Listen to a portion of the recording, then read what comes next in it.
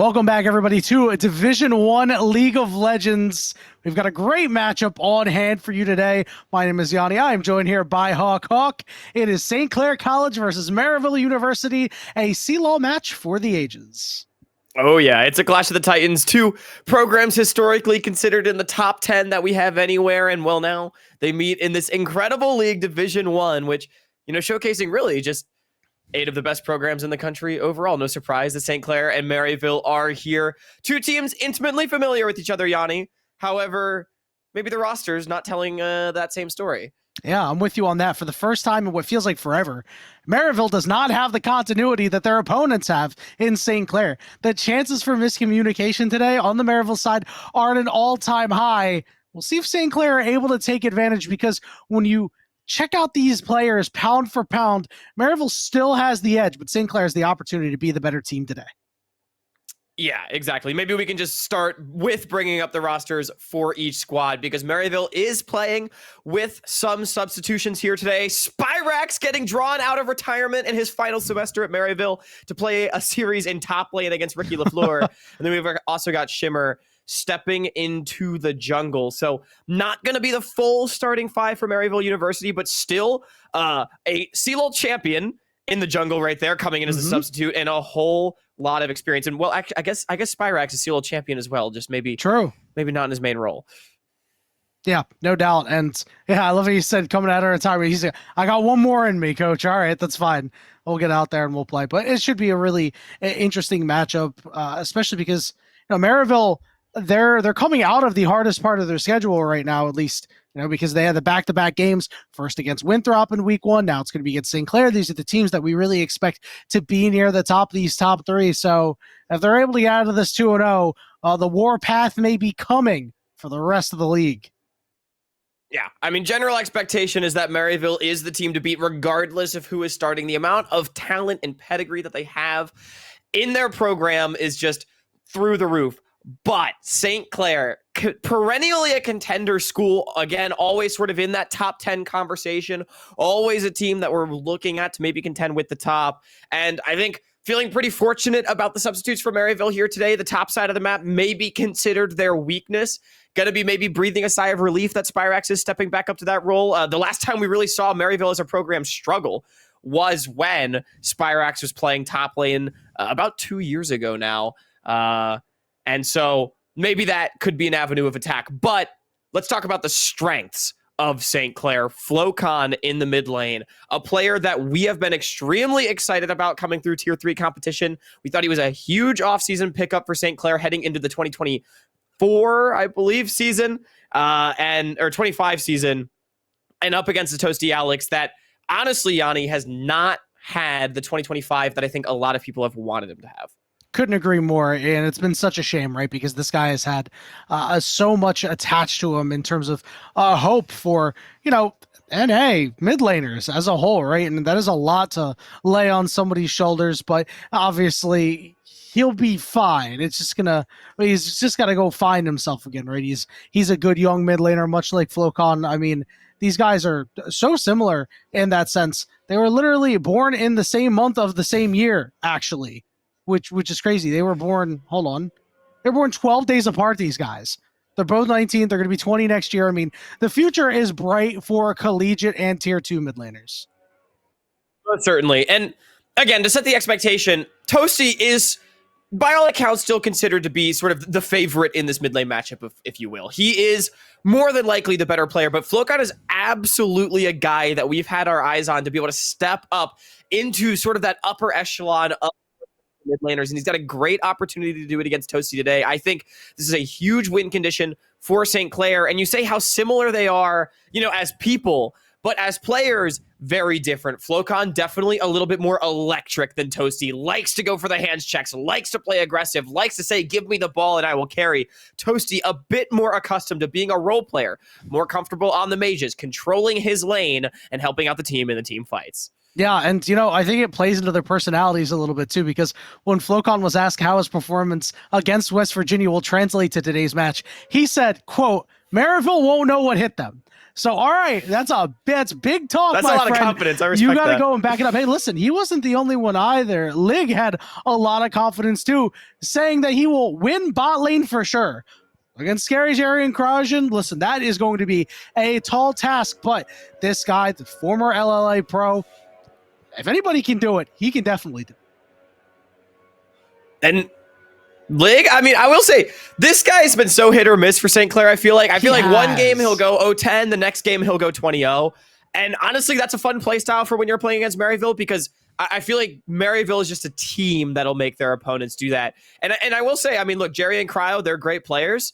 They've not really had the time to mesh. Like, I would say Cryo is definitely the newest member of Maryville at the moment that is playing. Like, everybody else on this Maryville squad has at least spent time with this program, a significant amount of time. Cryo has not. So a lot of adjustment to be made. And again, League and Miracle, some players that we definitely think can step up and contend with the best. But looking at the picks and bans, we do get a Flocon Vladimir respect ban coming out from MU, and a facilitator jungler for Maddie is exactly what we want to see. Put Flocon and Lig in a position where they can potentially carry. Are you sure it's going to be the Maokai in the jungle? We'll see. We'll see. I'm pretty sure. That's a very Maddie coded pick. Yeah, he likes his is. AP facilitators, man. It is. Like 100%. I'm with you on that. On the other side, Maryville going with a more aggressive tilt for what could be their mid jungle duo. They're going to lock in this Pantheon. Corgi's going to come through too. That could still get flexed into the bot lane if they want, but I like that as a big power pick right there, because you get to just control the early game so much with their strength. All right, now hear me out. Do we ever flex the Pantheon out of the jungle for Maryville and pick Trundle? Because we have a Scion Malachi showing. Trundle is really OP right here. I don't think we're going to do it, but... If throw it in the top lane, can Spirax pilot this? That's what I'm wondering. Is Pantheon playable against Scion, like Russia Black Cleaver? Or like, could Toasty play this? It's not a very Toasty-oriented pick, I would think. And we get the Rumble for Spirax, which is also a great pick. Ball knowers know I've destroyed Grapes and Caster Clash with this one. It's a good matchup for the Rumble. You get a free lane, you're able to get push and just move over to the team fights and be a massive force. Also, really good shred coming through if you're able to stack up those Haunting Guys items even after nerfs. They're so damn strong, Yanni. They're just too good, man. I mean, I can't believe they even allowed them to stack, by the way. Like, that was just the most ridiculous thing ever, and thankfully they've atoned for their sins. Heading into the second half of bans here, we're seeing Aurora getting taken off the board, as well as Nico not being available. So for St. Clair, I am looking for them to pair more dive here. You've picked the Kaisa, and I don't really see too much dive here unless the Scion is taking a really creative angle into the backline with his ultimate. Yeah, I almost wonder, like, is this the game where we see something like Lig Akali? It's tough, though, because I'm expecting it to be a blind pick here for Flocon Akali. I would imagine we're going R5 for Toasty. I don't feel like, especially with the Corki against Kaisa matchup, I feel like you're more than happy to just blind pick like a Rel or an Alistair here. Alistair, great blind pick here for Cryogen. Like, I think you're super happy with that if you're MU. You've got a really good mid-game skirmish comp. You've got a bot lane that's almost certainly going to be winning. You've got Shimmer on a comfort jungler. This was pick ban 100% of the time in CeeLo 2025 when Shimmer was playing. So, okay, and we get the Yone. So kind of fits that similar bill. Melee, dive. Is this the pick you were looking for, Yanni? You know, it certainly fits, right? This is a solid one to have with the Fate Seal to be able to get to the back line. I think Leone here will also do wonders. It's a great pick, especially with what was taken off the table. So you have this dive now. The question is, will you actually be able to have the magic damage to punch through, right? And if this Maokai elects to go this squishier build with more damage, are you going to have the survivability? Interesting. Yeah, but speaking of survivability, we get this Zaya. So it actually ends up being Corki mid for Toasty. So we're going double 80 carries for Maryville. Double very safe 80 carries, but as previously mentioned, not a ton of frontline. Honestly, I don't think you're going to have magic damage problems if you are St. Clair. You've got Yone and Kaisa that are going to provide plenty of DPS. You've got magic damage from the Kaisa, and then also, like you said, the Maokai. Like, I would not be surprised at all to see a Leandries from this Maokai against multiple health stackers on the other side.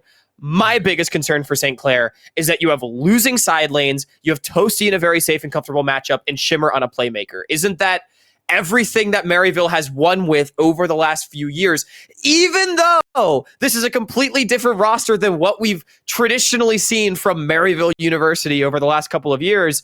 It's still that same game plan that has been tried and tested for them and has led them to multiple trophies in their case.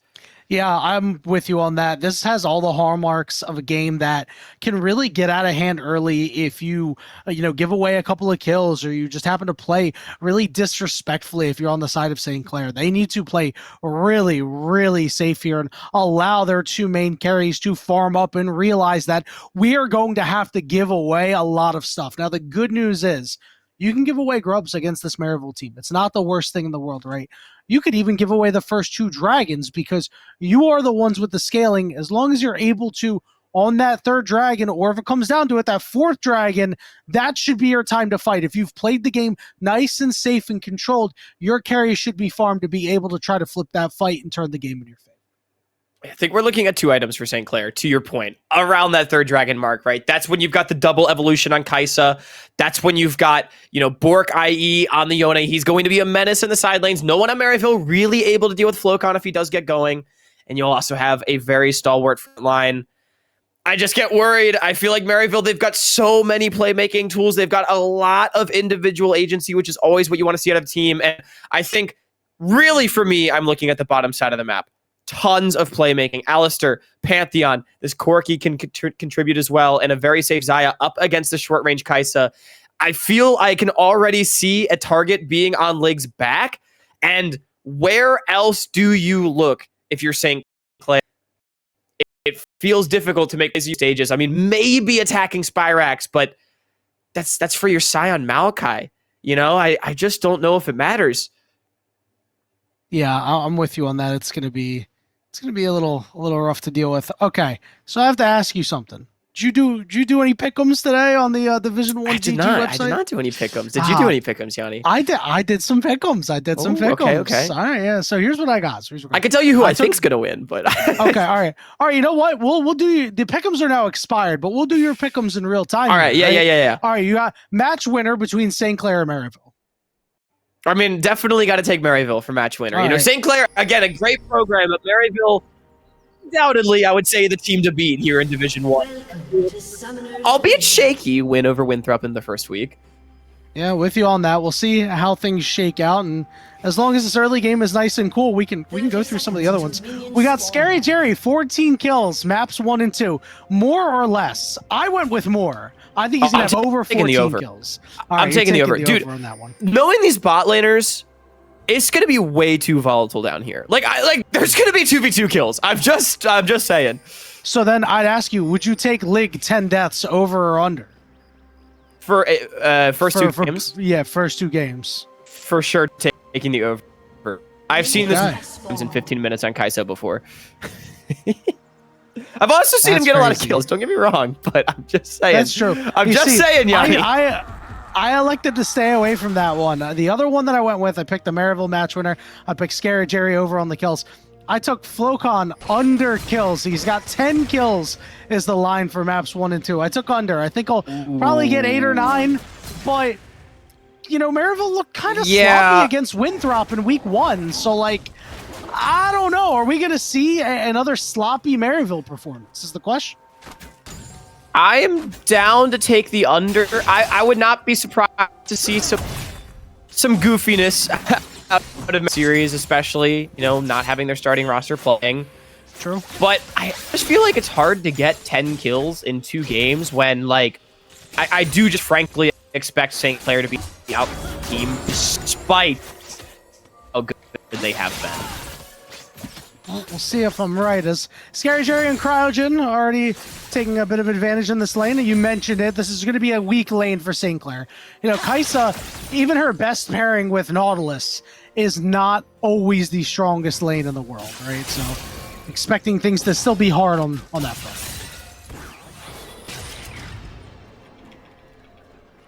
Yeah, I mean, it's just so difficult as a short-range Kaisa, and Leona's not really the pick. If you were going to win this lane as St. Clair, you would have to go some sort of enchanter. Honestly, I probably wouldn't have even hated it. You've already got the front line covered, but I mean, when you're with Kaisa, you want to get something that can set up for the all-ins. It does just mean that it gives Jerry and Cryo a very free lane to be able to get push. And again, when you have double 80 carries, despite the amount of dive that the St. Clair's bringing, part of the problem is you kill one of these guys and, well, the rest will just come back and, or the other one will just come back and kill you.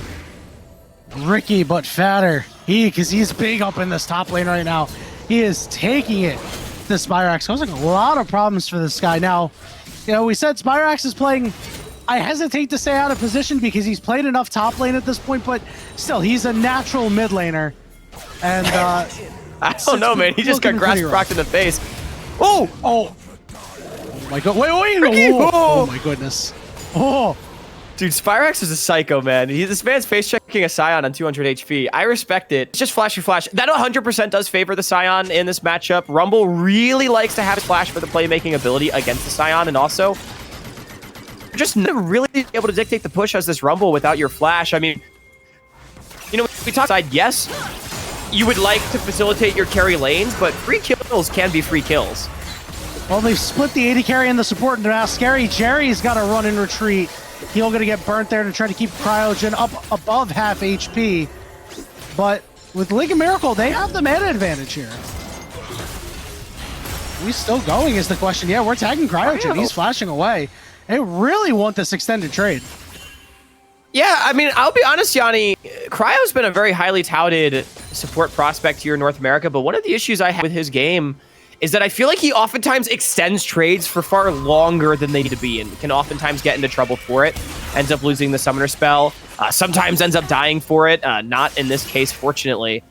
And I think this is just sort of one of those cases where the trade was pretty even, but as you mentioned, Maryville did not really have the tools to continue playing it, and so they end up losing their pressure and losing out a little bit for it. Oh, this is masturbate here right now. Way, but Maddie is there to be able to cover him, so Toasty a bit on the wrong side of the tracks here, and Shimmer's not going to be able to get to him.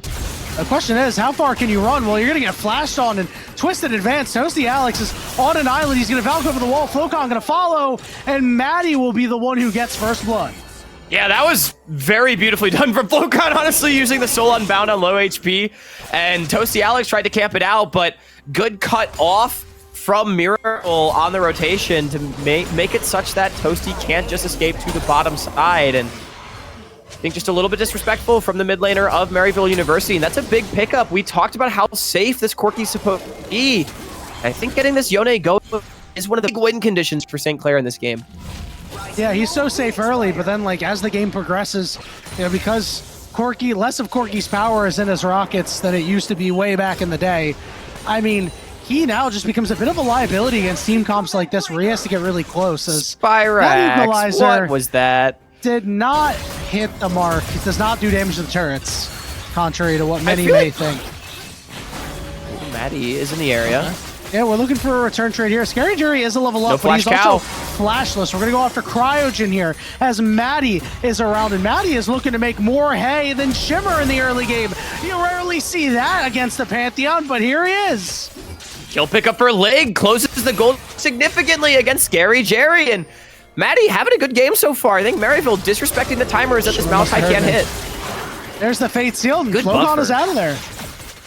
Yeah, great buffer right there from Shimmer, and a TP going to come to the bottom side. This is Cryo.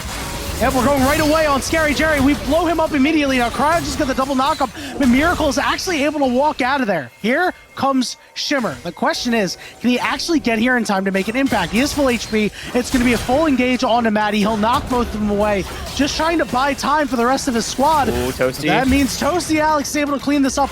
Lig also realizes he must execute. So there's good news and there's bad news for St. Clair. The good news is that it's a 2-for-2, very extended on the bottom side of the map.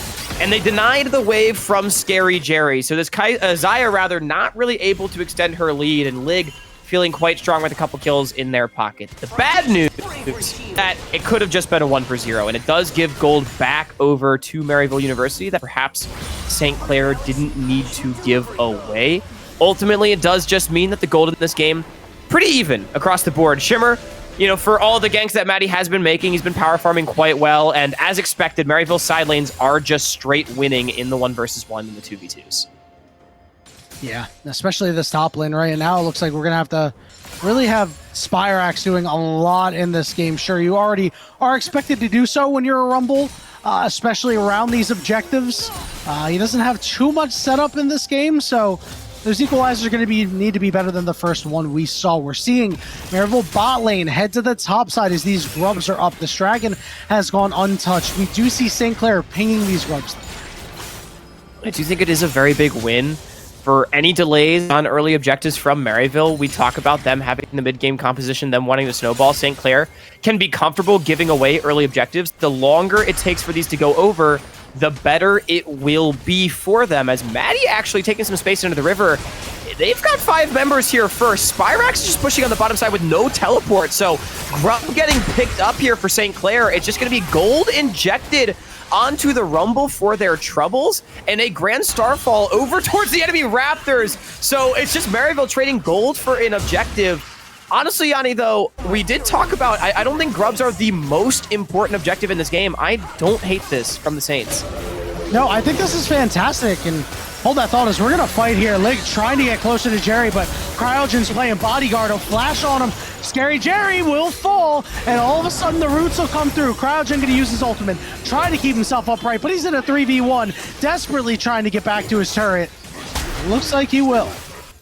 There's a 2v2 kill, though, and it comes down on the side that we didn't expect. Lig and Miracle well played, as Lig used his Kai'Sa ultimate to dodge out on the Alistair combo. And then, I mean, Miracle, great flash commit onto Jerry once the Xayah stepped back up. They felt like they had the damage with the extra feathers. I think just disrespect from the former LTA AD carry of Maryville University, now sitting at 0-2-0. He has completely lost his lead on the bottom side, and Lig has 3 kills, Yanni. Maybe we should have taken the over. I think we might have to propose a question now, Hawk. Are you telling me that LTA South is better than LTA North? That's a greite question. But also, what didn't Lig play in like the equivalent of like LRN, basically? He did play in LLA, but he also, I believe he also played...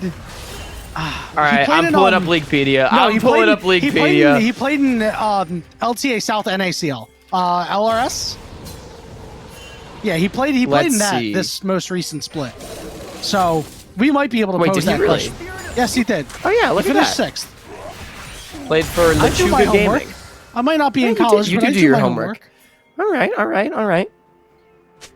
Gold yeah, and he played for a straw back in the day, which also okay. You're right. You're right.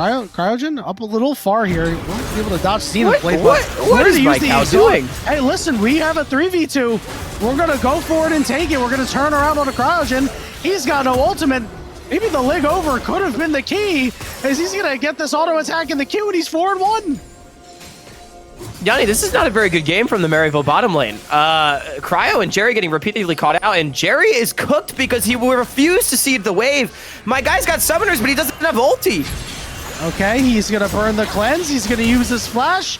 He's caught on an island, but the turret doing good work. Here comes Spyrax. Pretty okay equalizer to get some damage in and out. He's gonna try to get that flame spitter with good damage. Lig trying to kite it out. He's burning, gets the shield. Are they gonna be able to burst him out? No way! Lig is still alive! The Feather Sword won't catch him either! Jerry! No way! It's a double kill for Maddie! What was that? Yanni, what did I just witness? Jerry and Spyrax just completely, the groceries are on the been fumbled.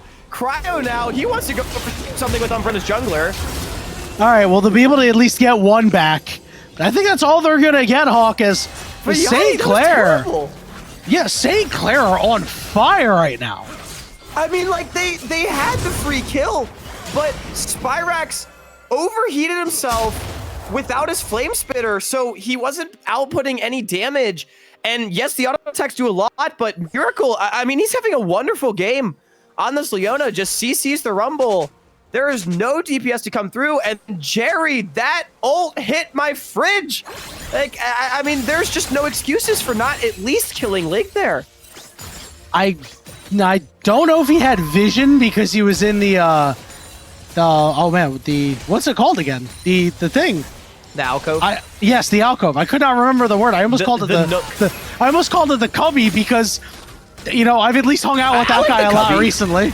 You know? Yeah, let's call it the cubby. So that word was like the nook, the alcove, the cubby, the elbow. I mean, the elbow makes sense. I don't like the elbow. we can definitely pocket. workshop a couple of them. The pocket is actually pretty good. As we're gonna, Jerry. no, this is bad. This is really, really bad. And I mean, this could be what we talked about, where St. Clair is playing as a better team right now. And remember, they've got the scaling advantage too. Lig is 5-1-2 on the super scaling Kaisa. I do have some concerns still about his short range as Ricky's feeling himself. I don't think he wins this. Well, he's certainly feeling the heat, and he's on the wrong side of the tracks. We'll see if he's able to walk out of this alive. First taser will miss. Bottom turret will go to St. Clair. It's the first turret overall. Cryogen's going to walk himself up here. Going to go find the knockup. Ricky is going to get that second shield, but the stun's going to go down. And that'll be the first kill of the game for Spyrax. And Maryville is still getting gold back, right? Like, Toasty's got a kill, and he's farming 10 CS per minute. You get a kill now for Spyrax. The CS is actually really close between him and Ricky. And Shimmer, very importantly, is looking strong. I think this is the first ever hyper-farming Pantheon that I've seen in a competitive League of Legends, Yanni, but he'll be strong. And he's got 2 kills. We'll see if he's able to put them to good use, as Flocon just 1v1s Toasty Alex almost. Now Shimmer's caught. It's a party, and he is not allowed to be there anymore. As Lig is going to get kill number 6. And St. Clair are making Maryville look mortal. I take it back. I think this game's over. The carries from St. Clair are so strong. Like, again, my only concern is short range, right? Just against double ADCs, against the Rumble, against the Pantheon. Like, there is a lot of DPS and a good amount of CC that can come out from MU, but I just think when everyone on your comp's going to be doing this much damage, like, I don't think Yone should just be able to one-tap Corki like that at this stage of the game, but Toasty just disrespects Flocon's able to do, and Flocon really punishes him for it. Jerry has been doing it all game, and now with their hyperfed Kaisa, it's going to be a free dragon going over, so even the dragon stack win condition for Bear going by the wayside, and now I think we're really just looking at 3 items for this double ADC Maryville composition. Can they try to turn something around in the straight 5v5 by just outperforming the opposition? Pantheon all coming through, but I mean, Lig does a lot of damage. Miracle's taking up as best he can. They'll be able to find him. It's a 3v2 on the mid side right now. Flocon can't get there. 4v2 overall. They've caught Lig, and it's a shutdown going over to Shimmer. So we talk about outperforming in the big team fights. Yanni, there. What? Dude, this guy, Baby Driver. That was crazy. Well, dude, here's the problem. Ricky's He is Vin gonna Diesel. die for it. He is gonna die for his family because he gave his family some gold. No, that was but crazy though. He got the It tower, was. dude. That was a good death. That was a good death. Now that Dude, that wasn't Vin Diesel. That Graves was is smirking somewhere if he's watching was- right now. Oh my that god. that was Vin Diesel. Someone send that to Bounce. That looked like. Like, have you ever seen those like TikToks of like the Chinese scripters like Yes, drifting as yes. Sion and they're like teleporting? It looked like one of those. Like, I didn't think he was supposed to be able to make that turn, but he did. Okay, I see you, Ricky. Either way, you know, Spyrax did still get the assist, so it hadn't been that long since he took damage. So, you know, it is a kill going over, but he did get the tower. They get the Herald for their trouble as well, because Maryville did have to take a reset after the fact. I think the more important story for me, Yanni, is we talk about gold. We talk about how strong Lig is. Shimmer has even more gold than him, and Maryville showed that they do have the ability to outperform the opposition when they are grouped up. They execute a really nice collapse, and for the first time this game, Toasty and Jerry were untouched in the fight. It was St. Clair's carries that were forced to kite back. It was St. Clair's carries that weren't able to deal damage, and that is going to be the win condition for Maryville with their range advantage composition. Yeah, and it's St. Clair who was split up, more importantly, right? We talked about this. St. Clair can be the better team. Well, if you're split up like that, no amount of teamwork's going to save you. That's a lack of teamwork. If they come together and they have straight up 4v4s, I think they'll still be able to find advantages, but now they must tread very carefully, because if the next fight goes poorly, it gets tilt strongly in the flavor of Maryville. Now, 2 minutes and 30 seconds till the next dragon. That's a little ways away. 2 minutes and 30 seconds until Otacon spawns. That'll be up on the top side, but they will do their Ricky LaFleur camp. Nice interrupt from Nice Toasty. stop. That's going to be a kill. Yeah, it's just a matter of what are you going to see on the other side? Because we see pings coming down into the jungle of St. Clair right now. And a lot of members from Maryville. All right, They're going to kill him eventually. Toasty, they got Falcon. There it is. They got him. They got him. Flocon's going to get the wave for this. Dude, this guy is a Scion gamer. Does he get the whole thing? Well, nice. Okay, everything but the cannon. You take that if you're Ricky. That's good. And then Spyrax able to catch the top wave. I do think this is smart stuff here from Maryville. Flocon, with 2 side lane turrets down, he is most certainly one of the strongest people in Summoner's Rift and the strongest one solo in a side lane. So lean away from this Yone.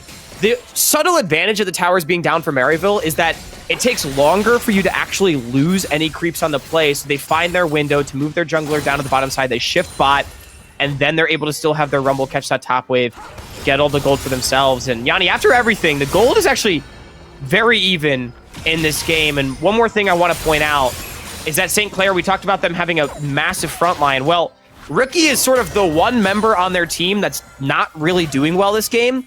Maddie only has a Leandries, and this is also a redemption rush on the Leona.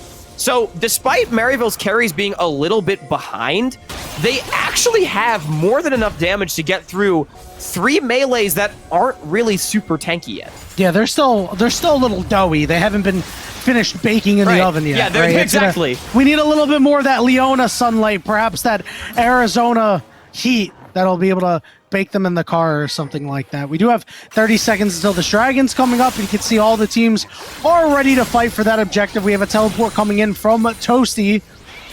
Looks like St. Clair are moving toward it at the very least. Flocon, cheeky little attempt there on the knockup. But Maryville are now bullying their way in.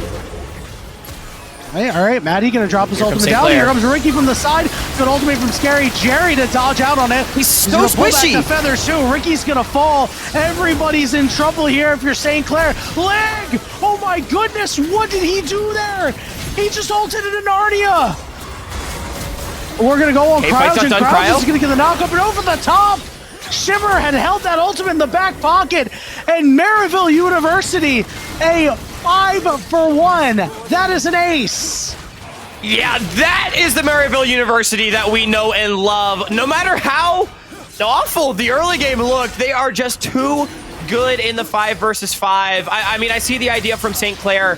Maryville, they had started walking into the choke, right? They're controlling the river, but maybe they stepped too far. So St. Clair pulls the trigger. But Ricky is just so squishy in that front line. He only had the completed...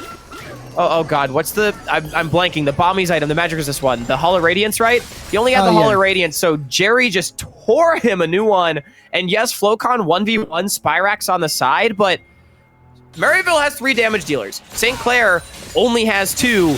You take that trade if you're Maryville every day of the week. And I don't even want to talk about Lig. Yeah, that was a killer instinct, but I would maybe argue a suicidal instinct. Yeah, that was no survival instinct, that's for sure. And I guess this just goes to show that even with the roster with a couple of substitutes, you need to play damn near perfectly to really push an advantage against Maryville. They're going to try to get on to Scary Jerry here. Here comes Shelly with 4 knockups. Here comes Scion, Fate Sealed over the top as well. They're going to be able to find Toasty Alex. Flocon getting marred though. He's going to snap back immediately into a knockup. And here's Spyrax burning him alive. Lig has an opportunity to right his wrongs, but he gets jumped on by Shimmer. He's off to the side trying to live, but he gets burned away. Shimmer survives because Thunder and Sky is just such a strong item. It's a triple kill coming through for Spyrax. It is another ace for Maryville. And Maryville's composition is just too strong at this point. They even got both 80 carries. But there's still a Rumble and a Pantheon, and Shimmer is the richest member in the game. Spyrax and Shimmer were able to get like 3 or 4 rotations of their spells off in this fight. And St. Clair's composition just cannot keep up with that kind of damage and tankiness at this point.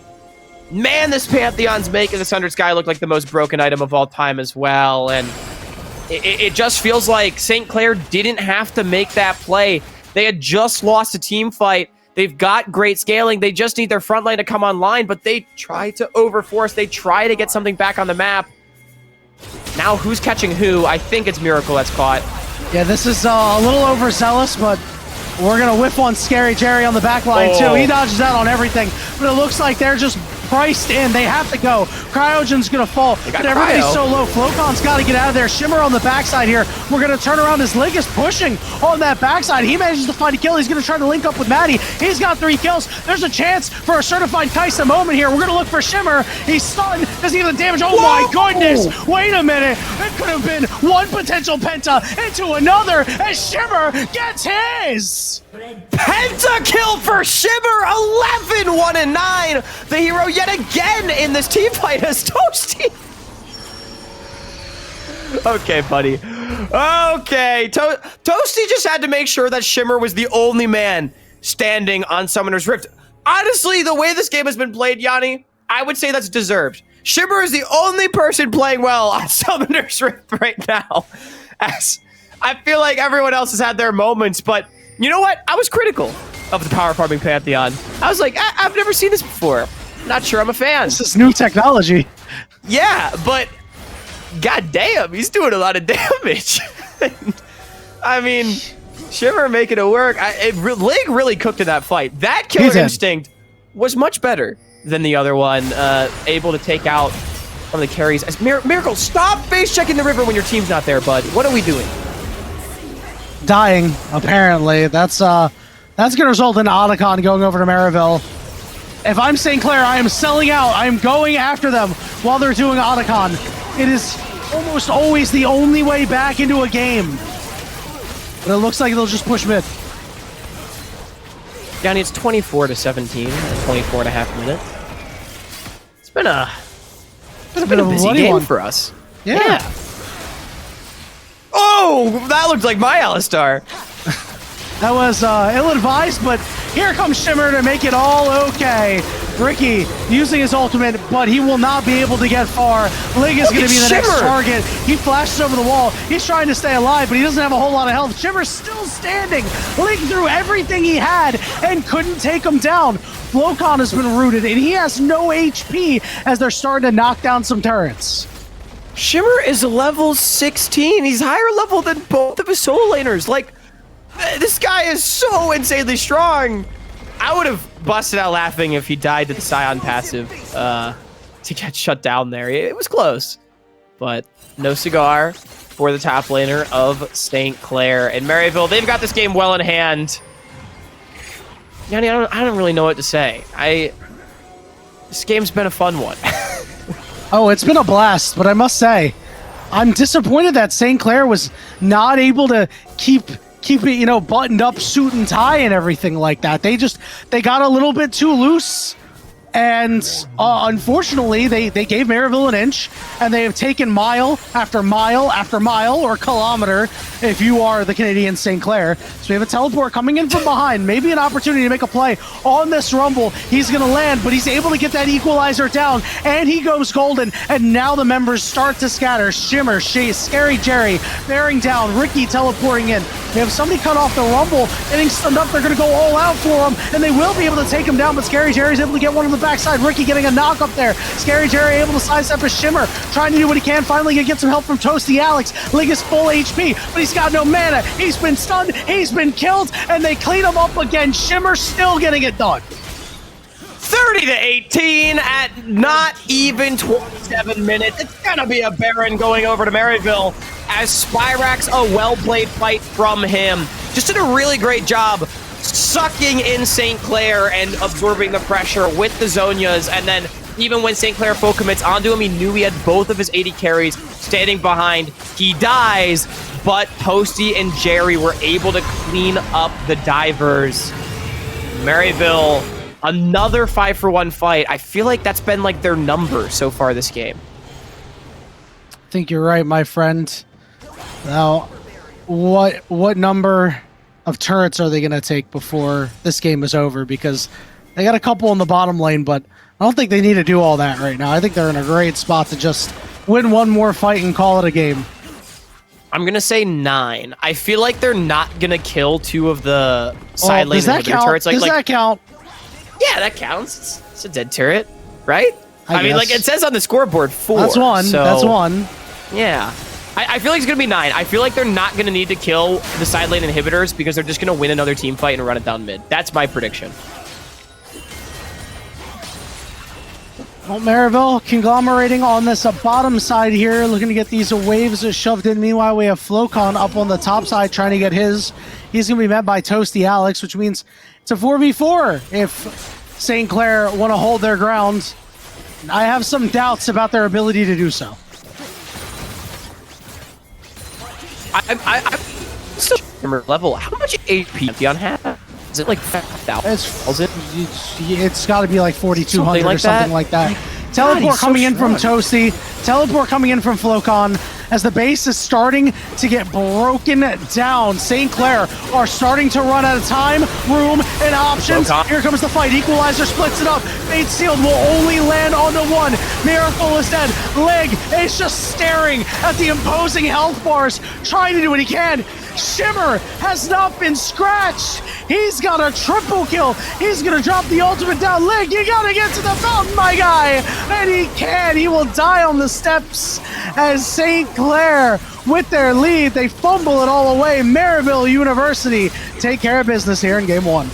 Oh man, it's I guess the result we expected, Yanni, but most certainly not the fashion in which we expected it. As Lig, honestly, really admirable performance early on into the game from him and the rest of St. Clair, picking up a lot of kills off of the mistakes, particularly from Maryville's bottom lane, giving us maybe a sense of false hope, but Maryville and the team fights are just way too damn clean. They fought on their power spike. They were able to win, and I think unsurprisingly, once they got a lead, there was no looking back. Yeah, I think that St. Clair may have forgotten that, like, hey, while we are in the lead, typically at that time, hey, well, let's just wait for our spikes anyway, right? We're going to get there sooner. We should be fine when it comes to fighting. And it was that one fight. It was that one fight where they were all split up that really brought this game back into the hands of Maryville, and they did not look back from there, Hawk. It was a really impressive display of being able to take so much abuse and then just win anyway. Okay, Yanni, hear me out. Okay. Lig is like the Jameis Winston of college League of Legends. He threw for like 3 touchdowns early on in the game, but then there was like 3 back-breaking interceptions. Like that was the 30 for 30 game, I feel like, because he finished like 10-7. Like it was like a crazy scoreline. It was a pretty ridiculous scoreline. Oh man, that's so great. That's what I'm going with. That's our Jameis Winston right there. Okay, listen. I'm a Jameis Winston apologist, actually. Oh, for sure, dude. The guy's awesome. The guy never got a fair shake after he got LASIK. He got LASIK. He played a couple of games for the Saints at the beginning of the season where he threw no interceptions and had a high completion percentage, and then they just benched him. And then he never got another starting gig again. Like, what are we actually doing?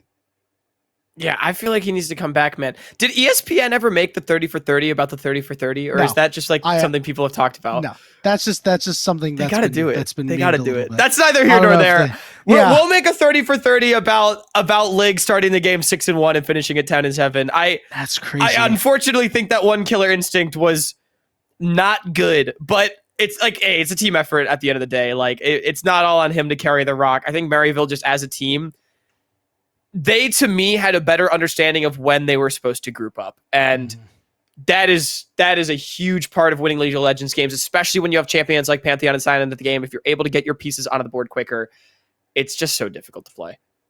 Yeah, it is a very, very hard game to play. But the good news is we play a best of 3 series, which means there is still time for St. Clair to right their wrongs from game 1. And while they go ahead and try to figure that on out, we're going to go ahead and we're going to take a break. And when we return, we'll be in the game 2 draft between St. Clair College and Maryville University. Don't go anywhere. We'll see you soon.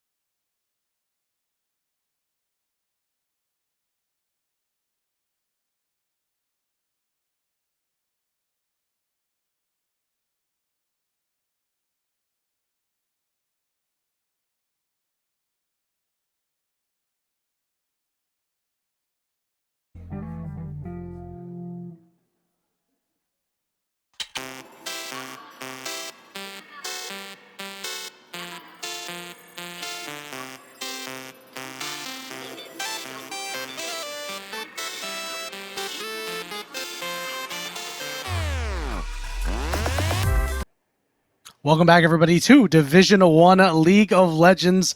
We just saw Maryville come from behind early on. It was very, very, very poor for them, but they were able to bring it all the way back. Shimmer had a banner performance on his Pantheon, and they lead the series 1-0 Hawk. Yeah, I mean, that was a Shimmer Masterclass game, to be certain. Show him why he's a reigning champion and show him why Maryville is still riding with him. For the rest of the map, it did not look as good. But once Maryville was able to group up as a team, they were still, I think, about as effective as ever and about as effective as we expected them to be. And I'll be honest, it's an ill omen for moving forward in the series that St. Clair was not able to close out from the position they found themselves in. But hey, step one, have a good early game, have a lead against Maryville. That you at least got to give yourself a chance to win. And St. Clair definitely did complete step one. Would just like to see them complete, steps 2, 3, 4, and 5. Listen, I thought they were going to, right? But again, it's that one miscue that they had in the river, couldn't get it done, and Maryville has shown time and time again, if you have a lead on them, you make a minor mistake, they will punish you, they will come back, they will win the game. That's exactly what they did in Game 1, Hawk.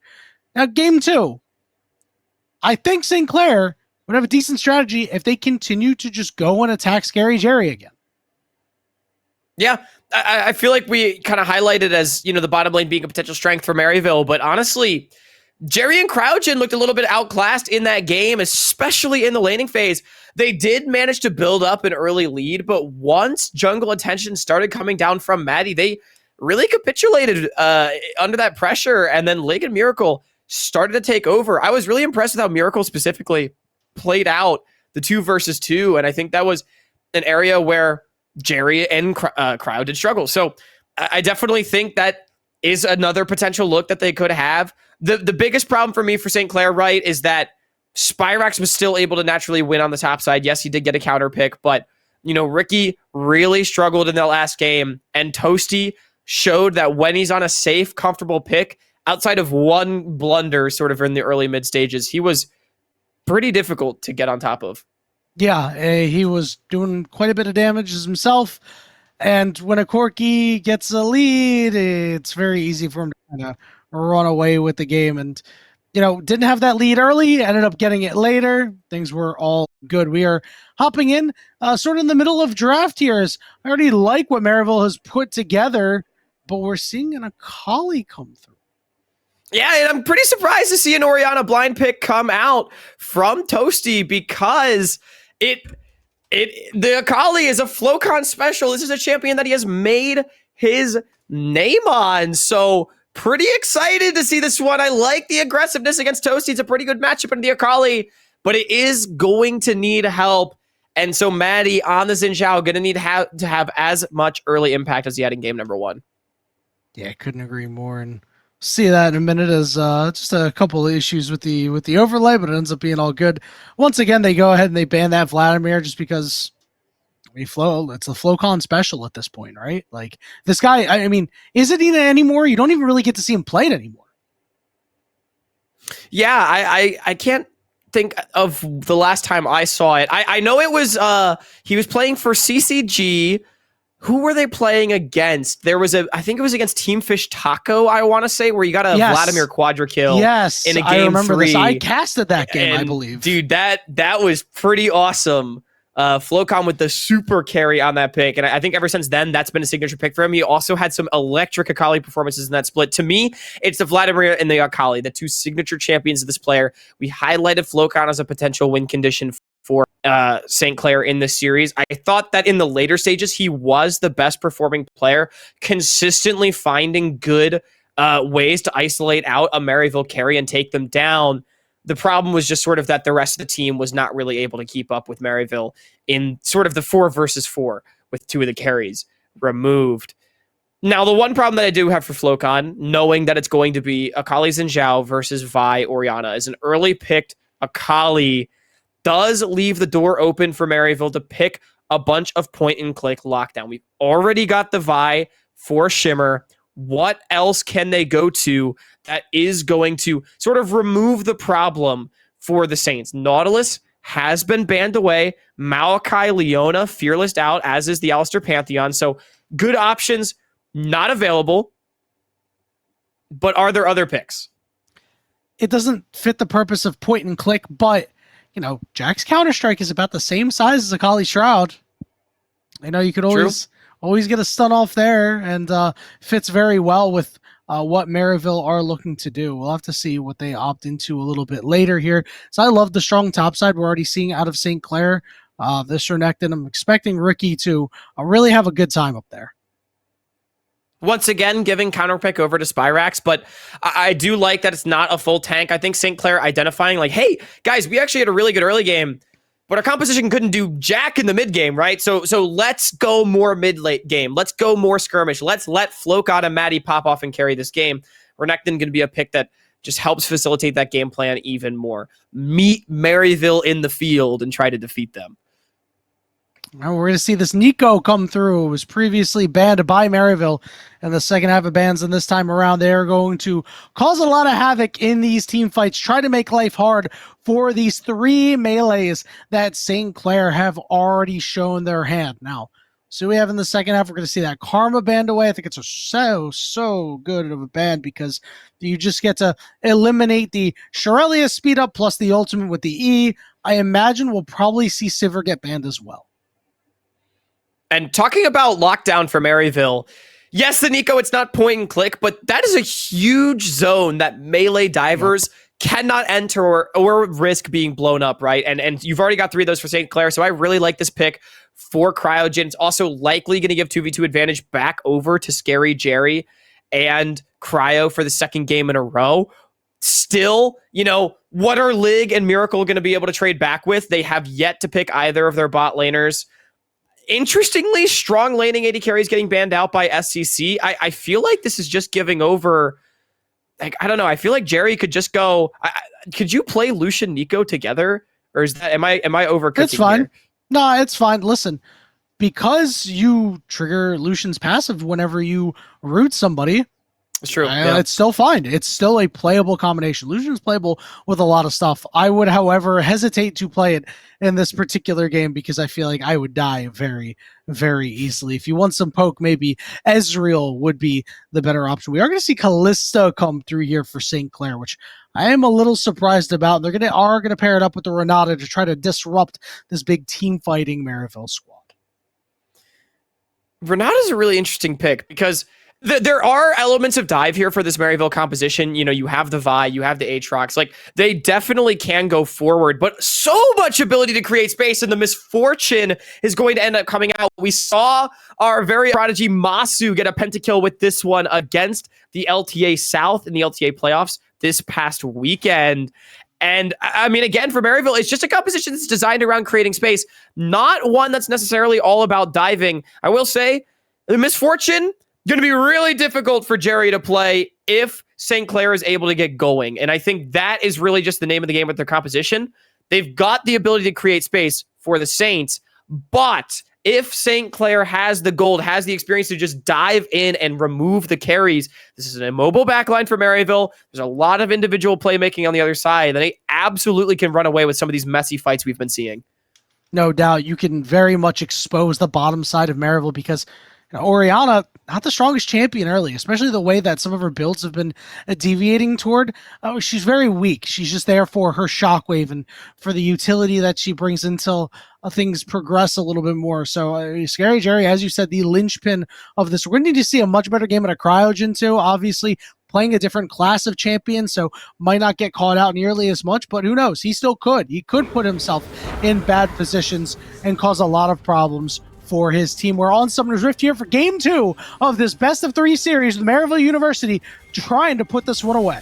Welcome to Summoner's And for me, all eyes for the second game in a row, resting on this mid-jungle for St. Clair. I feel like Flocon, a tremendous win condition for this squad on the Akali.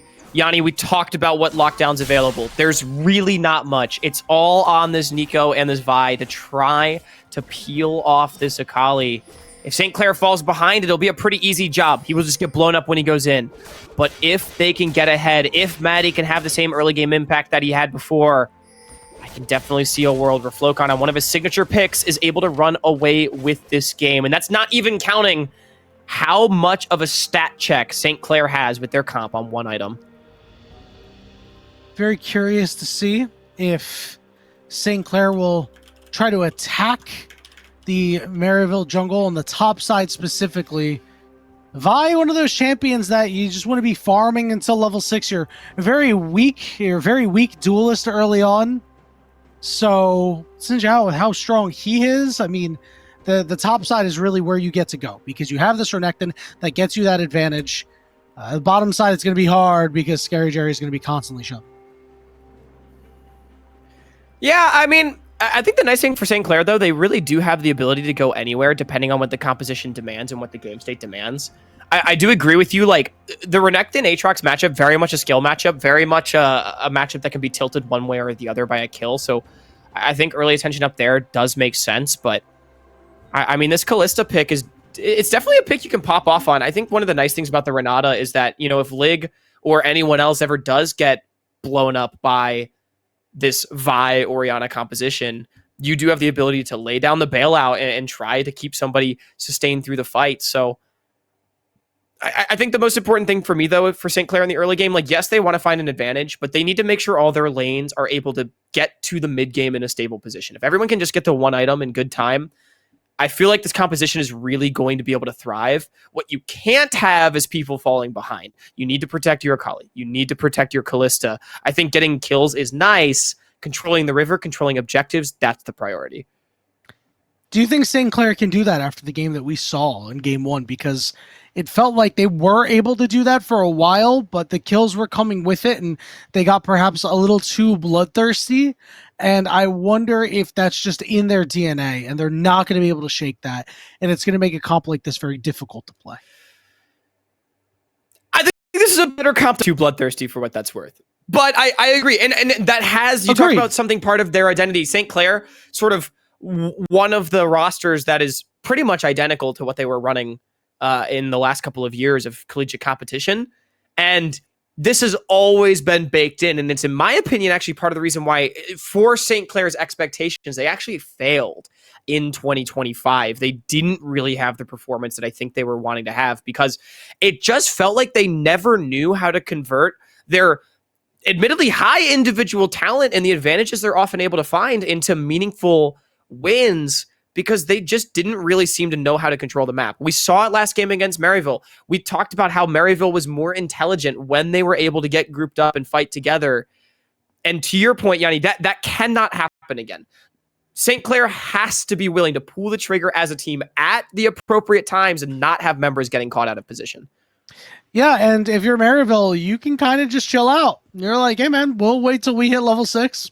Everything's all good. We will wombo combo you out. And, you know, this does mean that early objectives are going to be very difficult for St. Clair to actually pick up.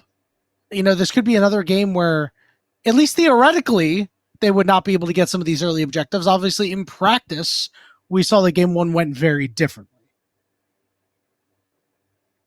Yeah, definitely the case. If anyone's wondering, by the way, why you're looking at Yanni and I's incredibly dashing faces, our observer's game crashed, so we'll hopefully be getting back into the game pretty soon.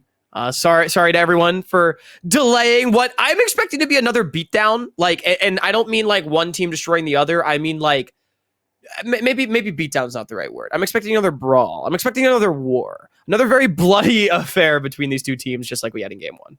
Yeah, I mean, St. Clair had a lot of fight in them, right? Like they were certainly in that fight for a very long time.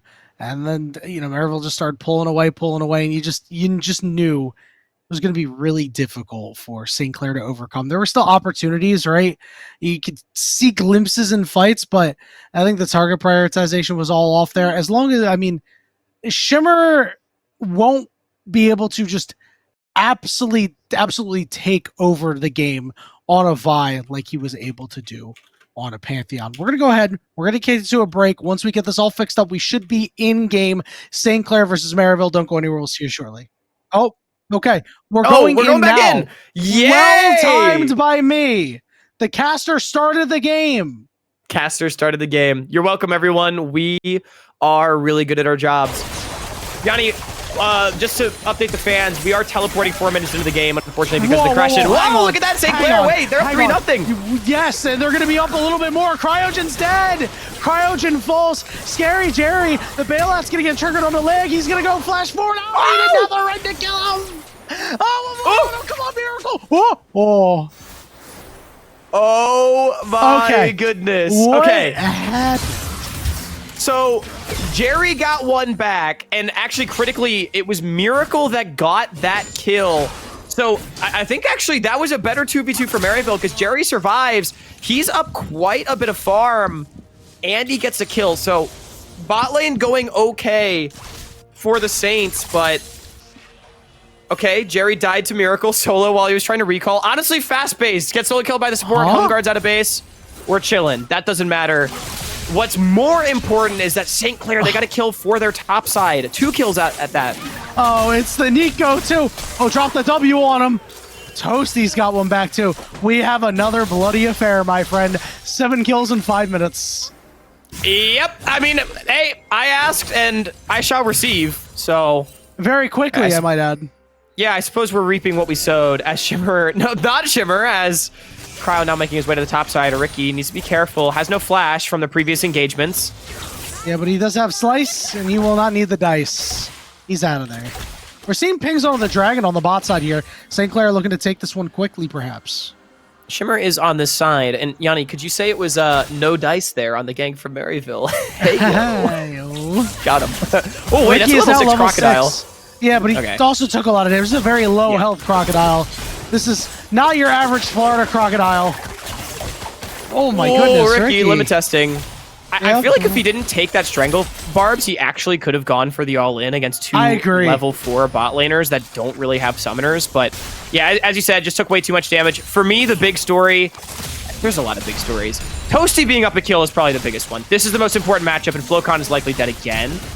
Oh, big flash by Shimmer. Well played. And Flocon burns his flash too and gets nothing. Yeah, that was really well played. I feel like Shimmer, amazing timing on the flash. The way he angled the Q as well, it was mostly just looking like, hey, I'm trying to gap close. I'm just queuing him behind you to cut off the escape.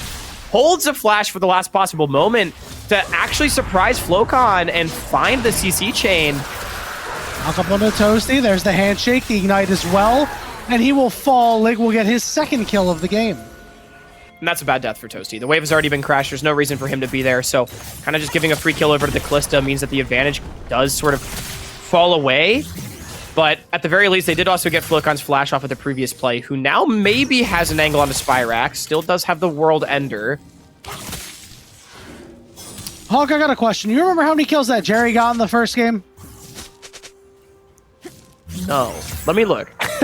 I need to figure out if my Jerry's on 7, so he's halfway to the over, right? Because it was 13.5 was the line. It was 14. It's an even line. Oh, we don't even. So he needs more than 14. Yeah, exactly. This is such an absurd Vegas edge. Okay, interesting. Yeah, so he's not quite halfway. I will say, looking at Lig death counter, my man did have 7 deaths on Kaisa, so we're looking pretty good. We're 2 away from hitting the over on 10 deaths for Lig. Flocon only had 2 kills, so he needs to have a heater here if we are going to see him at the 10 kill over. Yeah, I think this one's going to be very hard, especially since he's already 0-2. I need Scary Jerry for 7 more this game. We'll see if he's able to get there. If we're going to win this game as St. Clair, we need a Flocon heater. So, let's just manifest it, you know? Manifest the Flocon heater. Ricky takes a full bullet time to the face, but he is still just fine. It is just Scary Jerry with a pickaxe and a Vamp Scepter. Grub's being taken right now by Shimmer. Maddie is in the area, and it looks like he wants to try and pick up one of them. Shimmer in the back of the pit right now, trying to make a decision on what he wants, and he will exit. This is the 2nd game in a row where Maryville does prioritize waves over the Grubs, but this time they were first to the rotation. So they get 2 of the Grubs, and they're going to get a free wave pushed in for Mr. Super Swag Spyrax on the bottom side of the map. And so it's sort of just Flocon making a shift for no reason. That's a little bit of golden experience lost for this Akali. I know it doesn't look like a lot, but when we're saying that Flocon needs to be the guy for this team, when he's 0-2, down 8 CS on his lane opponent, down half a level, that tells a story in and of itself. It puts the ball very firmly once again in Lig's hands, but that was not enough in game 1. Oh, there comes Maddie trying to make a play. Jerry's got a flash away, but he follows with the flash and becomes lightning. Oh, and it's Miracle who's able to pick up the kill. I take it all back, Yanni. The ball is in Miracle's hands. He's 3-0-3 on this Renata, baby. Where's AP Renata when you need her? Yeah, that's going to be an early redemption likely coming out. I mean, that item is pretty OP.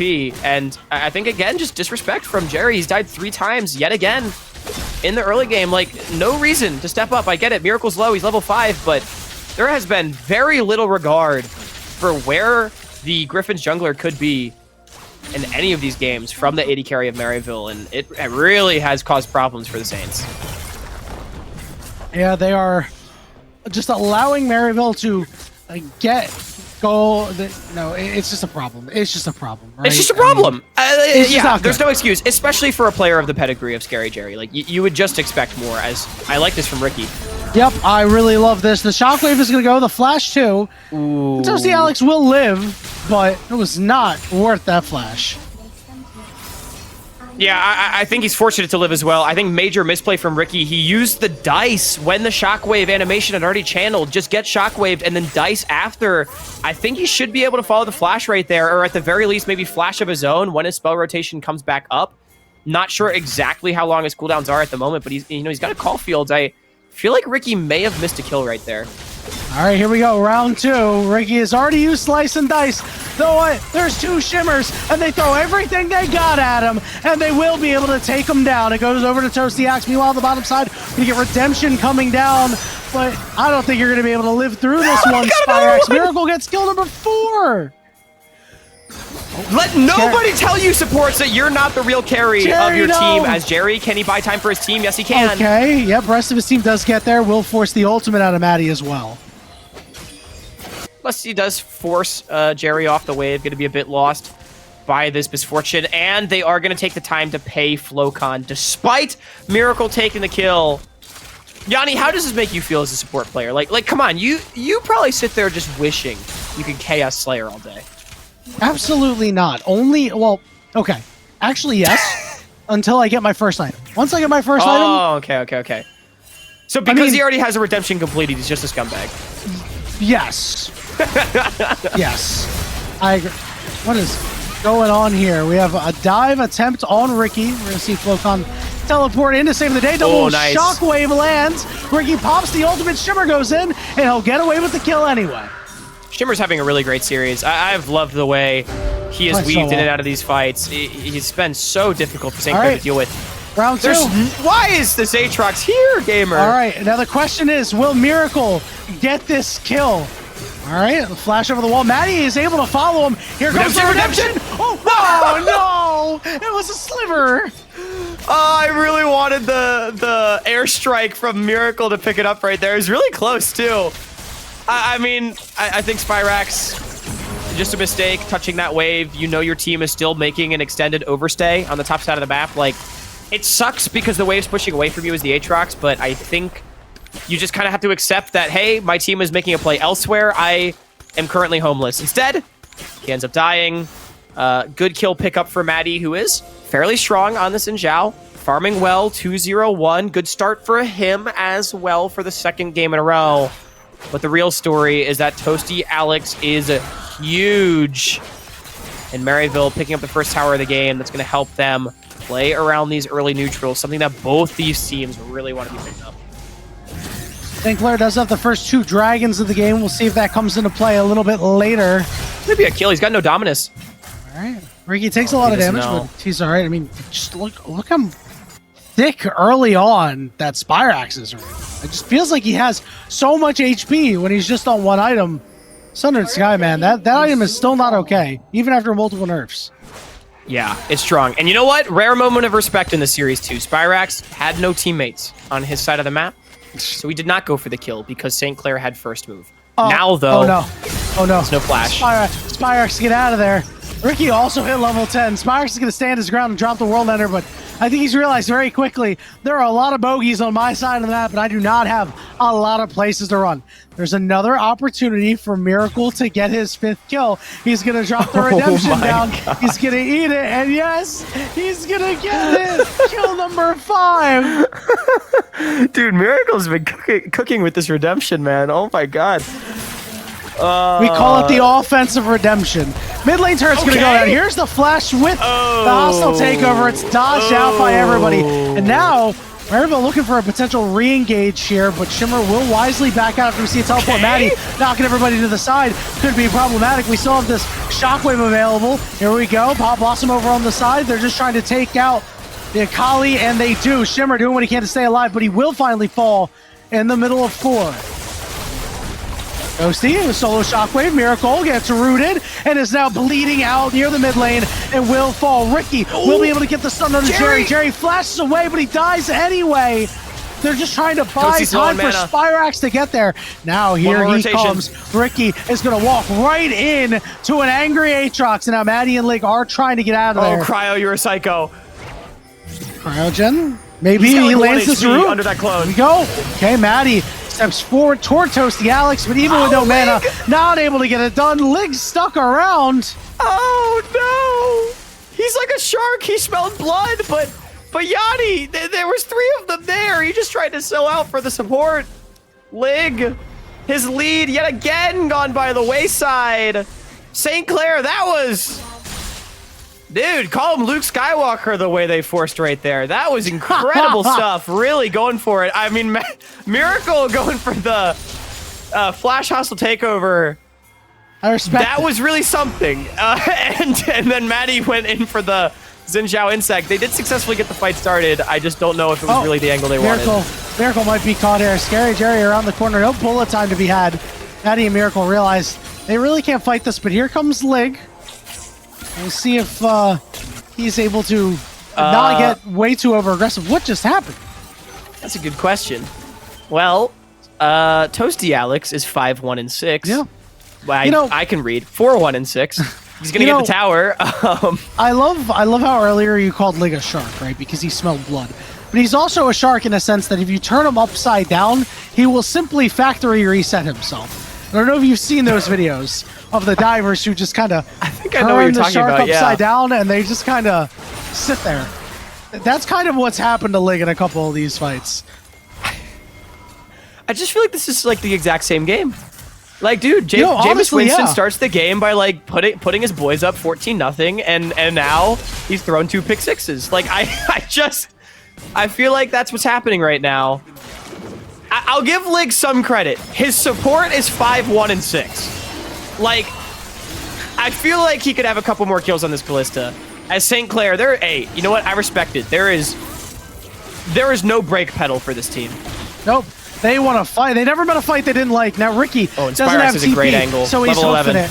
But yep, good call. Spyrax trying to do what he can. Maddie is trapped. He uses his ultimate, desperately trying to get away, but the turnaround is there. Oh, the blow up on the Lig. He's dead. Now Scary Jerry trying to figure out a target that he wants to hit. Miracle dropping down the redemption, but he's going to die anyway. Flocon not going to be able to escape the clutches of Maryville either, as he will fall. Scary Jerry's got a double kill, and the Dragon's going to go over to Maryville. Okay, and we might not be done yet. Spyrax. All right, we're going to use the ultimate here. Ricky is going to take a lot of damage, but Spyrax look to potentially cut him off, but he'll be able to at least get back to his turn.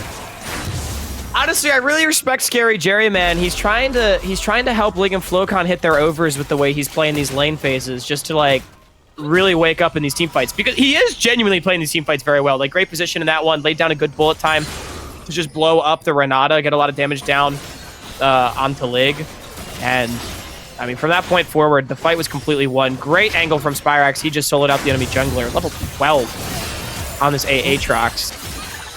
As another fight in the river. Spyrax might be a little bit cut off. He gets caught by a handshake here, flash. So might have to stand and fight. We'll see. All right, he will be able to flash out. As the Rift Herald has now been started up, but guess what? Maryville is here. Cryo. Oh, teleport coming in from behind, but oh no, they're all on top of Flocon. He's going to go into his shroud, desperately trying to buy time for his team to help him out. as the reptile will fall Okay. and will go over to St. Clair, and they'll be able to pick up the eye as well. But they're going to look to pick up Miracle too. Miracle trying to get away. He's going to drop down the redemption for damage. Meanwhile, everything is so split. Cryogen is just in the face right now. Here we go. The Pop Blossom is going to go down right onto the Renekton, and the bullet time. It did enough as Lig is stuck in a Toasty is 1v1 that you strong. cannot win. Oh, Flokan, what are we cut doing? off too. We are still here. We're still hanging around. Scary Jerry. Oh, they're going to give the kill to Jerry, aren't they? Let's go. Nice. 3 more, Jerry. 3 more. I just want to understand why Cryogen has the power of mind control in this series. As for the second time in a row, at like the exact same location on the map, a member of St. Clair College has stayed around to maybe kill the support and die to the rest of the squad. As Maddie is crossing guard, should be fine. Yeah, well, he'll be all right. Maybe he wants to go for an engagement because you have a teleport coming in from the side. Maddie doing what he can to not take as much damage, but he's just going to die anyway. Scary Jerry's got kill number 6. Ricky's coming from behind. The hostile takeover. Cryo! He's going to... Okay, Cryo's still alive, but Ricky is bearing down on this misfortune. But a big root is going to land it out. It's Toasty from behind, but they might have just hit the Uno reverse card on him. He's got to flash away, but here's another challenger. It's Aatrox, and Lig is dead. Miracle dies, but Flokan came in from behind. My Mirror comes in from behind. It's just new opponent after new opponent showing up to the party, but when the dust settles, it's still Miracle winning the fight. I mean, like, what are we fighting over? Like, I just don't even get it. Because St. Clair's just like running at them trying to get kills, and Maryville's respawning and after killing them. I think Maryville's winning. They're definitely winning. I think the series is pretty over. You know, Hawk, after Shimmer came in from behind on that last fight, I was like, who else can show up to this fight? I don't think anybody else can. Dude, it's but like I was in prepared. Smash Bros. Like yes, exactly. Wow, A new when the challenger, new challenger approaches. approaching. Oh my, like, dude, fuck, Solid Snake just came out of the woodwork. Pardon me, but oh my god. All right, we have a 1v1 that's not going to be a 1v1 for much longer, as Spyrax is dead in a side lane. No surprise, it's happened quite a bit this game. Okay, let's take stock, Yanni. Maryville is I up think 6,000 we should throw gold. the whole stock out. You know what? I think you're right. I think you're right. As Cryo going on a solo mission, I think just looking at the gold, St. Clair has some strong members, but Toasty Alex is actually Thanos this game. He did die in the last fight. He is going to kill Lig. Oh my damage. I love that Lig's first thought is, I'm going to barrier and I'm going to throw an auto attack at him instead of trying to run. I respect it. Shimmer still has a lot of HP left, but Flokan is really testing that.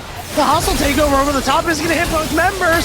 Here's the Pop Blossom, but guess what, Cryogen? You got nobody left except Spyrax coming in from the side. Miracle is going to die. So is Cryogen, and Flokan might actually be able to get away with this, but now Maddie is going to find himself quickly into a 2v1, trying to use Toasty Alex to get out of there, but Toasty Alex and your Aatrox will be able to stay in melee range for that kill.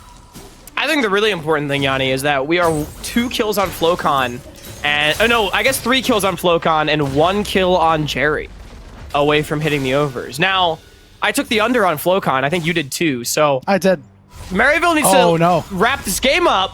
Flokan had 2, but not before right? Jerry gets another kill. He had 2 in game 1? He had 2 in game 1. Okay, so we need him under 10.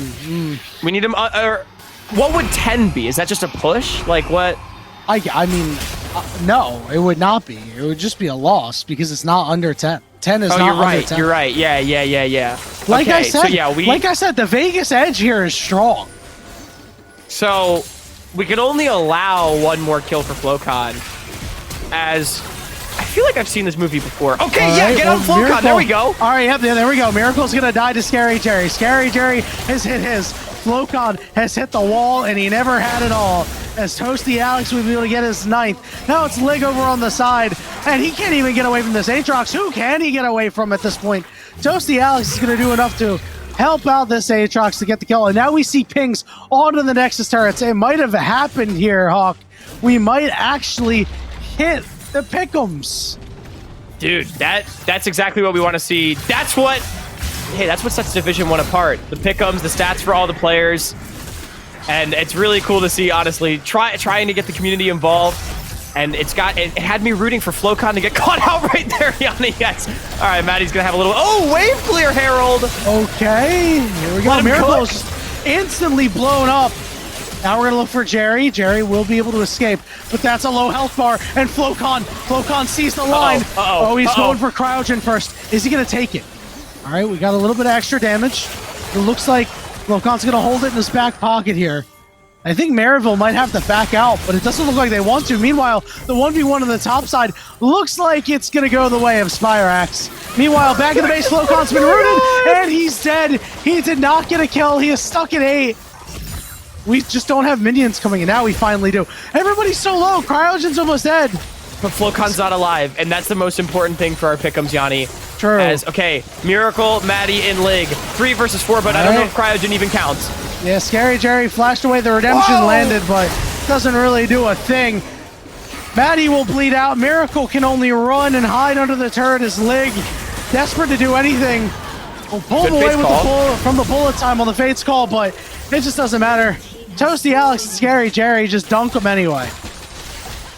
But Yanni, they got the wave, and Ricky and Flocon are respawning. I actually don't know if they can end. No, Jerry, get away! Jerry, no! Oh, okay. Shout out Ricky LaFleur! It's stolen away! Ricky LaFleur, my goats! All right, Ricky! Big shutdown under the enemy misfortune. See, Jerry forgot that in 2025, the Nexus Towers respawn. So he just died for no reason. That fool. That buffoon. Oh, Jerry, I don't think it's going to matter. Yanni, let me actually look at the kill total from last game. I think we have a bloodier game than we even had in game 1. Somehow, some way. It was 35-19 last game at the end of the game, which was 29 minutes. So this is easily bloodier than the last game. Yeah. This is crazy, man. Uh-oh. Oh no, Flocon's got an opportunity to hit 9 here. We're going to see a counter TP. How long can Toasty stay alive? Ricky's going to bear down on him immediately. Toasty's going to have that big shield 3-man shockwave! And he's able to go golden. Will he be able to escape? No, it's a shutdown for Ricky. Flocon's still in there, low on HP. Oh, this is going to be a Spirax penta. What? It's Spirax taking over the fight. He's got a double kill. Miracle's going to be the next target. No, they're going to swap to Lig because they know they'll be able to pick up Miracle anytime they want. Okay, they should have given Spirax a penta, though, because that Aatrox just finished the fight full HP, by the way. That's a lot of healing. Flocon knows it's over. Maryville gonna wrap this one up in 27 minutes. Yanni, I don't have much to say other than that was one of the series of League of Legends that has ever been played. This was an experience. It was a good experience. I had fun. I love League of Legends. I love collegiate League of Legends. I love these teams. I love these players. I love Division 1 League of Legends. I mean, Division 1 definitely bringing a lot of talent together. I feel like we got to see that talent on full display because it felt like there was no team play in any of these games. It was like, guys, seemed like they want to play for themselves. Let's just play Mechanical League. Yeah, like, screw it. And so we got to see a lot of the individual play on full display. I mean, shout out, like, I think Lig and Miracle really showing us some good stuff, especially in the lane phase. Maddie getting involved early, but unfortunately, Maryville University is Maryville University. Yeah, and this game was very different than the last one where, you know, St. Clair, they got ahead early again in this game, right? But they didn't push it as far as they were able to in game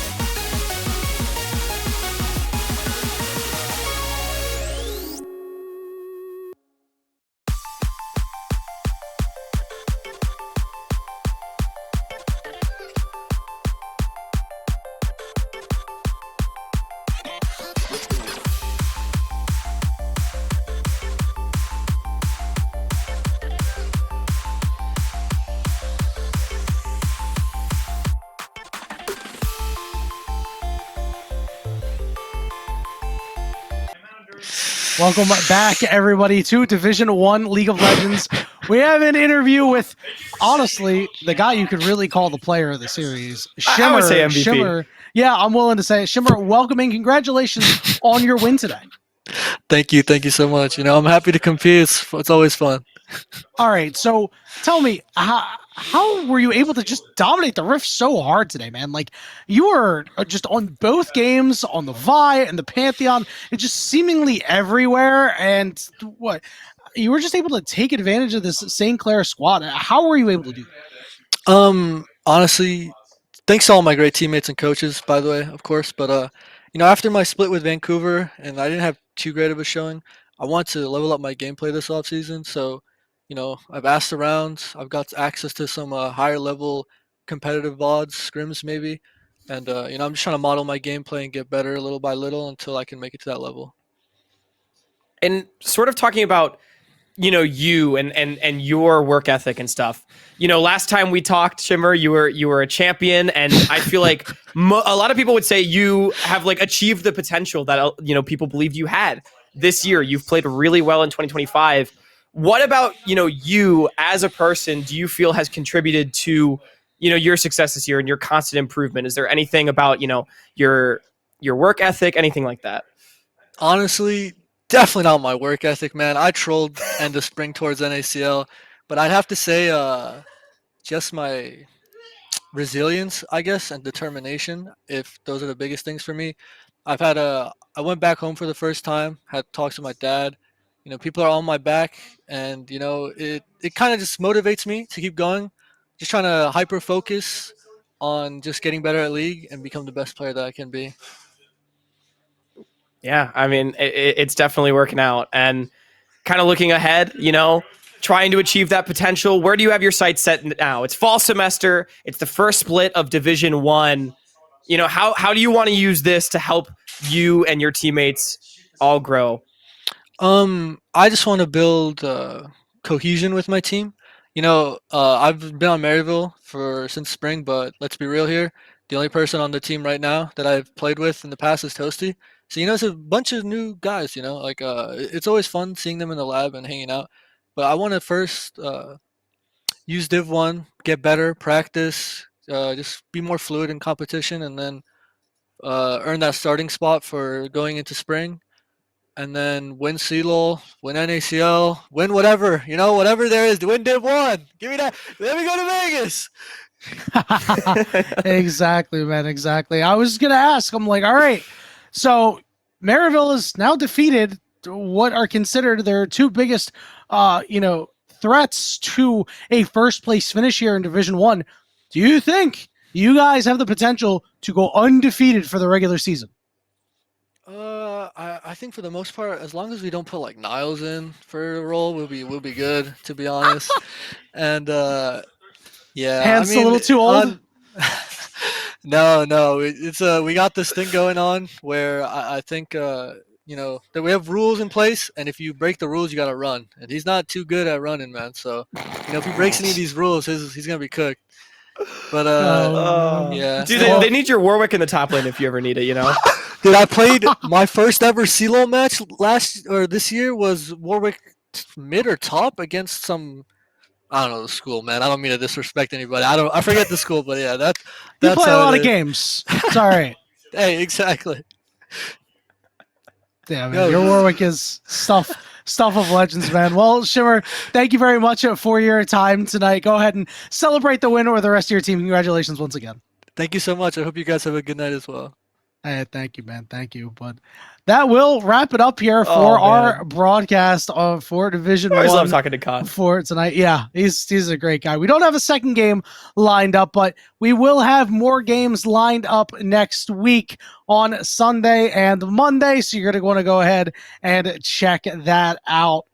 But there's only one thing left to do, Hawk. For myself, for my co-caster Hawk, for Ice Fire and Caddy behind the scenes, and for the rest of the Division One family, we thank you all so much for being here with us this evening.